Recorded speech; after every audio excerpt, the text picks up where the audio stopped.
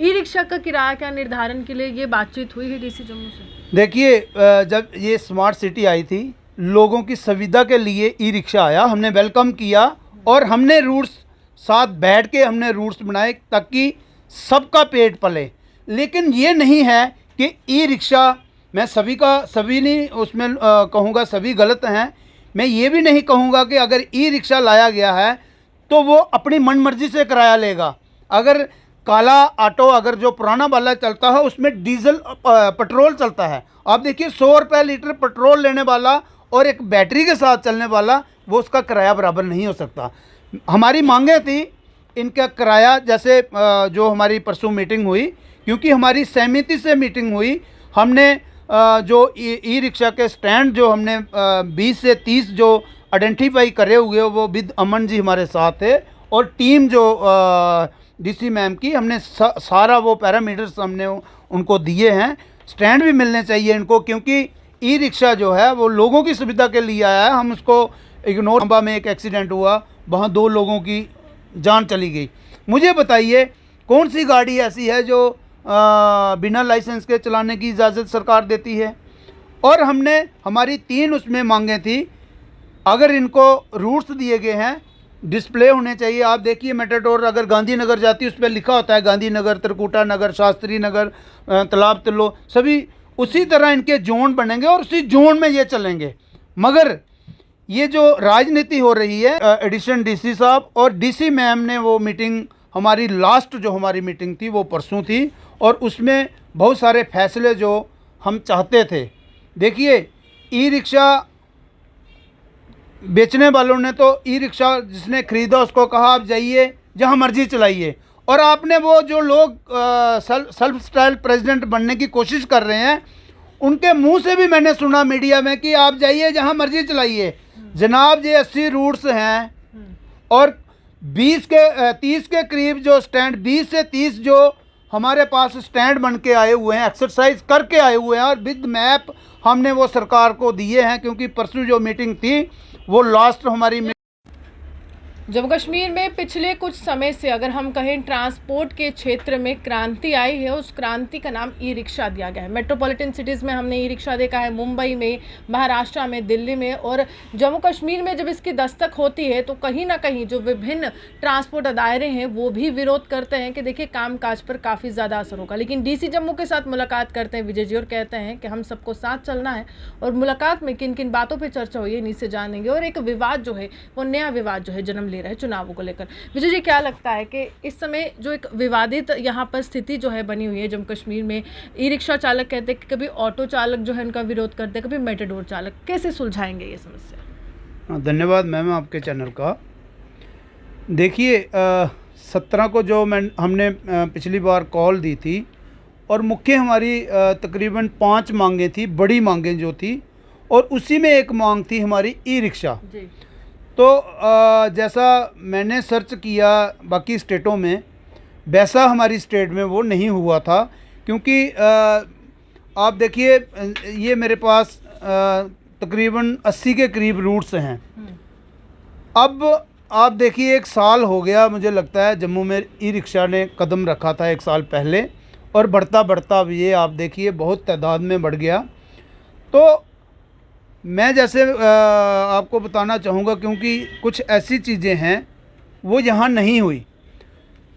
पंजाब में आप जाइए, दिल्ली में जाइए, पर्टिकुलर रूट्स हैं। अगर आपने कहीं मसलन तौर आपने मेडिकल कॉलेज से रिहाड़ी जाना है तो अगर आप उसको बोलोगे कि भाई अम्फला तक जाना है, वो नहीं जाएगा। लेकिन यहाँ ऐसा नहीं हो रहा, क्योंकि आप देखिए ई रिक्शा अपनी मनमर्जी से चल रहा और जहाँ दिल कर रहा है वहीं वो चला जाता है, चाहे वो 10 किलोमीटर है, चाहे वो 15 किलोमीटर है। तो तभी हमने ये एक मांग रखी थी सरकार से उन 5 मांगों में।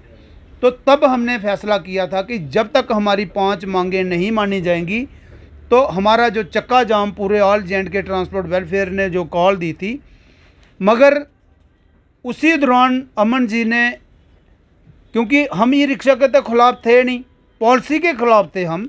क्योंकि पॉलिसी अगर सरकार ने बनाई, अब आप देखिए बड़े अफसोस के साथ मुझे ये कहना पड़ रहा है कि 1 साल हो गया। आप बाकी स्टेटों में पहले आप कोई भी चीज़ अगर घर का भी आप कहीं घर बनाने जा रहे हो तो पहले आप किसी इंजीनियर के पास जाते हो, वो नक्शा तैयार करता है, उसी हिसाब से आप देखते हो कि मेरे यहाँ ड्राइंग रूम बनना है, यहाँ मेरा रूम बनना है, यहाँ मेरे लिए बाथरूम बनना है। लेकिन ई रिक्शा को आए हुए 1 साल हो गया और पॉलिसी आप देखिए बदकिस्मती से अभी तैयार हो रही है। वो भी हमने जब चक्का जाम की कॉल दी तो बाहर स्टेटों में ऐसा होता है कि जैसे ये मेरे पास 80 के करीब रूट्स हैं, बेचने वाले ने यहाँ धांधली की, उसने अपना मुनाफा कमाया। अब बाहर क्या होता है कि जब मेरे पास अगर डीलरशिप है ई रिक्शा की, तो कहीं कोई ख़रीदने आता तो मैं बताऊंगा जनाब ये 80 के रूट हैं, आप बताइए आपने कहाँ चलना है, तो मैं वहाँ उनको वो बोलेगा जनाब मुझे यहाँ से जहाँ रूट दीजिए, फिर जाके वो ई रिक्शा बेचता है। लेकिन यहाँ आप देखिए रूट्स बने हुए हैं मगर ई रिक्शा जो है उस पर नहीं चला। तो जब ज्वाइन किया था अमन जी ने all J and K trans welfare association को, क्योंकि ट्रांसपोर्ट जो है वो हम एक है, चाहे उसमें बस हो, टैक्सी हो, ऑटो हो, मेटाडोर्स हो, ट्रक्स हो, ऑयल टैंकर्स हैं, उसमें बहुत सारी जितनी भी गाड़ियाँ कमर्शियल व्हीकल्स है, वो एक ही दायरा हमारा है, वो है ऑल जे&के ट्रांसपोर्ट वेलफेयर एसोसिएशन। और आप देखिए हमारे जो अब चेयरमैन जो हमारे सरदार अजीत सिंह जी हैं, हमने जब ये सरकार को मेमोरेंडम दिया था तो सरकार ने उसी दिन माना था कि बाकी ये गलत है, पॉलिसी बनेगी। तो उसी सिलसिले में हमारी एक टीम बनी जिसमें 2 लोग ऑल जे&के ट्रांसपोर्ट की तरफ से, मेरा नाम उसमें शामिल था, और एक जो ऑटो के जो काला ऑटो है उनके प्रधान हैं पप्पू जी। 2 लोग हमारी तरफ से थे और 2 लोग थे ई रिक्शा की तरफ से, उसमें अमन जी थे और उनके एक साथी जो उनकी जो संस्था बनी हुई है। तो आज अगर ई रिक्शा चल रहा है अपनी मन मर्जी से तो वजह है अमन जी, क्योंकि अमन जी ने जब ऑल जे&के ट्रांसपोर्ट वेलफेयर एसोसिएशन को ज्वाइन किया तो ये हमारा एक परिवार बन गया, क्योंकि हम भी नहीं चाहते कि ई रिक्शा का हम नुकसान करें। कुछ और यहाँ पर यूनियंस बन रही हैं और पूरी सीधी टक्कर दे रही हैं और सवाल जो है अमन जी पर उठा रहे हैं कि चुनाव क्यों नहीं करवा रहे, और सेल्फ मेड जो है खुद ही अपने आप चेयरमैन बन जाते, प्रेसिडेंट बन जाते, इस तरह के आरोप भी लगाए जाते हैं। देखिए जितनी भी इलेक्शंस होती हैं हमारी ट्रांसपोर्ट की, तो उसमें एक तौर तरीका रहता है जब इलेक्शंस होंगे। अभी ई रिक्शा आया है, 1 साल मुझे लगता है हो गया और मेहनत की है अमन जी ने। तो जब इलेक्शन का टाइम आएगा, क्योंकि ऑल जे&के ट्रांसपोर्ट वेलफेयर एसोसिएशन जो है इसके बैनर तले ही इलेक्शन में सभी ग्रुपों की होती हैं, इनके भी हम करवाएंगे। ये नहीं है कि मनमर्जी से कोई प्रेसिडेंट बनेगा, लेकिन पहले पॉलिसी तो बने। पहले ई रिक्शा अभी कहाँ, ई रिक्शा के लिए है क्या, इसने जाना कहाँ है, स्टैंड इनके लिए नहीं है। आप देखिए मेटाडोर्स तकरीबन 4000 जो जम्मू सिटी में चलती है उनके लिए स्टैंड नहीं है, पुराना जो ऑटो है उनके लिए स्टैंड नहीं है। अभी अमन जी की तरफ से हमें कम से कम सभी एरियो में 20 से 30 जो स्टैंड के जो आइडेंटिफाई हमने करे हुए हैं वो हमने मैम को सौंपे परसों, क्योंकि 3 राउंड हमारी मीटिंग हुई है और लास्ट थी परसों हमारी, जिसमें SSP traffic, RTO Jammu, ARTO Jammu और एडिशन डीसी साहब और डीसी मैम ने वो मीटिंग, हमारी लास्ट जो हमारी मीटिंग थी वो परसों थी, और उसमें बहुत सारे फैसले जो हम चाहते थे। देखिए ई रिक्शा बेचने वालों ने तो ई रिक्शा जिसने ख़रीदा उसको कहा आप जाइए जहाँ मर्जी चलाइए, और आपने वो जो लोग सेल्फ स्टाइल प्रेसिडेंट बनने की कोशिश कर रहे हैं उनके मुंह से भी मैंने सुना मीडिया में कि आप जाइए जहां मर्जी चलाइए। जनाब ये 80 रूट्स हैं और 30 के करीब जो स्टैंड, 20 से 30 जो हमारे पास स्टैंड बन के आए हुए हैं, एक्सरसाइज करके आए हुए हैं, और विद मैप हमने वो सरकार को दिए हैं, क्योंकि परसों जो मीटिंग थी वो लास्ट हमारी मीटिंग है। आप लोग कह रहे हैं कि ये काफ़ी लंबे समय से कानून के हिसाब से हम पूरी यूनियन भी चलती है और ट्रांसपोर्टर्स भी चलते हैं, लेकिन एक व्यक्ति सामने आता है जो कहते हैं कि कानून की धज्जियां उड़ा दीजिए। देखिए ये ट्रांसपोर्ट है, यहाँ बहुत सारे लोग आए और बहुत चले गए और कईयों ने चले जाना, लेकिन यहाँ राजनीति हम नहीं होने देंगे। इलेक्शंस हम करवाएंगे, तौर तरीके से करवाएंगे। मुझे लगता है अगर इलेक्शन में जो हमारे पैरामीटर्स हैं उसके तहत ही अगर कोई उसमें पाया जाता है तो तभी वो इलेक्शन लड़ क्या सकता है। पैरामीटर्स हैं? देखिए अगर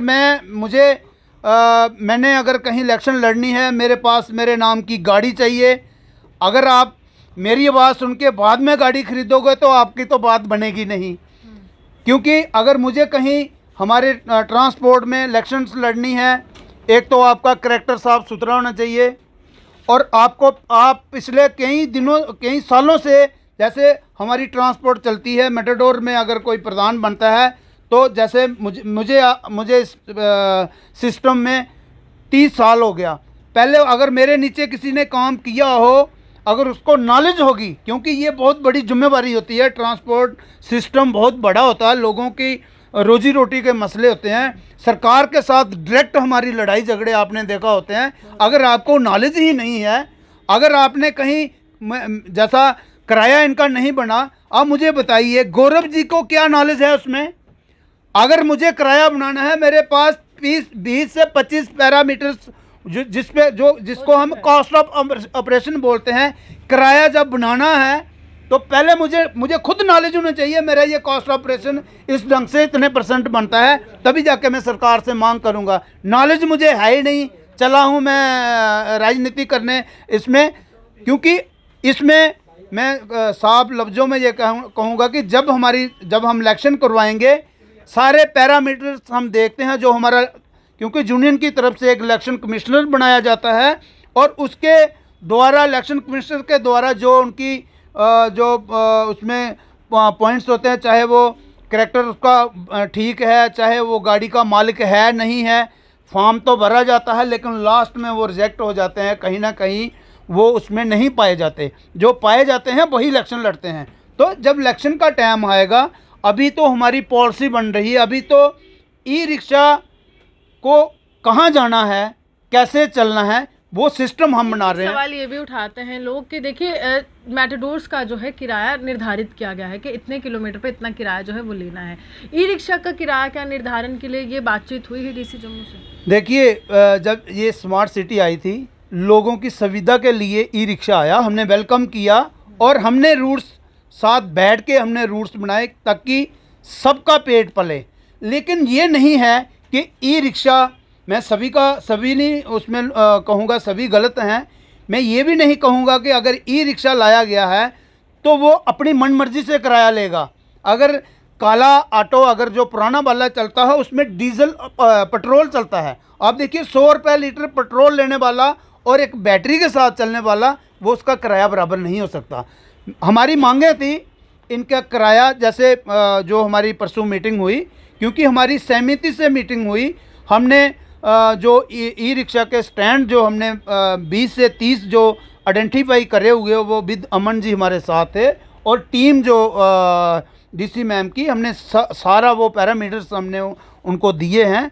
स्टैंड भी मिलने चाहिए इनको, क्योंकि ई रिक्शा जो है वो लोगों की सुविधा के लिए आया है, हम उसको इग्नोर नहीं करेंगे कि हम इसको चलने नहीं देंगे। लेकिन चाहते हैं ना कि उस सरकार के खाते में भी रजिस्टर्ड हो जाए कि ये वाकई सरकार की तरफ से योजना है और सरकारी खाते से ही ये लोग चल रहे हैं, सरकार की मर्जी से चल रहे हैं। बिल्कुल, आप देखिए कुछ लोग ऐसे हैं इसमें, गौरव की ही टीम में मैंने देखा कि जनाब आप देखिए आपके पास लाइसेंस नहीं चाहिए, आप बिना लाइसेंस के चलाइए।